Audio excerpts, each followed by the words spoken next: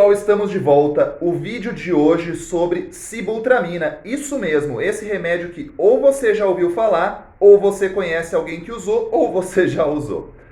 Pois bem, antes de qualquer coisa, entrem no meu Instagram, deixem qualquer dúvida que vocês tiverem, ou via direct, ou via caixinha de perguntas. E aqui embaixo deem sugestões para os próximos vídeos.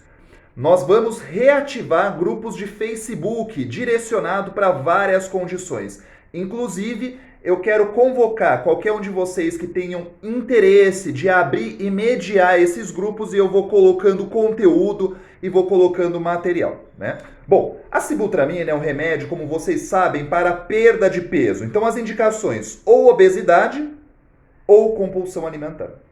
Então, a gente usa ou quando o paciente tem IMC acima de 30, índice de massa corporal acima de 30 ou menos de 30, só que com alguma condição associada.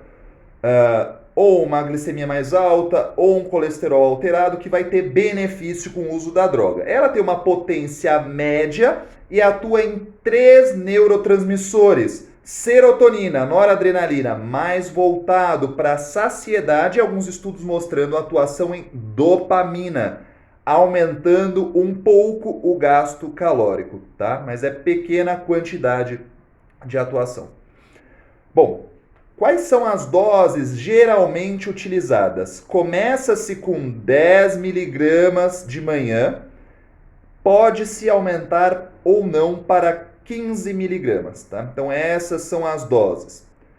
Os efeitos colaterais, isso é uma coisa muito importante. Então preste atenção nos efeitos colaterais. Primeiro, a sibutramina é muito discriminada pelos efeitos colaterais, mas na verdade não são efeitos colaterais tão graves sendo utilizada na população correta. Ela tem, de fato, um aumento de frequência cardíaca e um aumento de pressão arterial. Então, naqueles pacientes com alto risco cardiovascular, deve ser evitado o uso. Isso que foi demonstrado no estudo, tá? Então teve um estudo famoso que proibiu a sibutramina em alguns países, que aumentou o risco de mortalidade em pacientes com alto risco cardiovascular.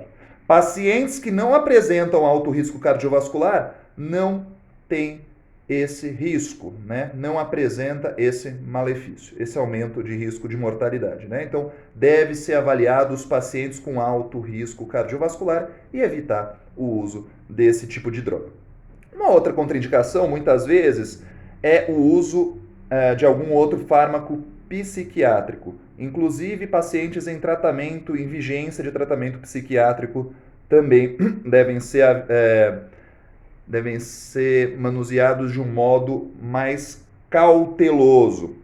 Como que nós avaliamos o resultado, a resposta clínica da sibutramina? Nós esperamos 4 semanas. Em 4 semanas deve ter perdido pelo menos 2 quilos ou 5% do peso corporal. Depois desse período, se não houve esse resultado, a gente tem que avaliar se vale ou não a pena a manutenção de uso.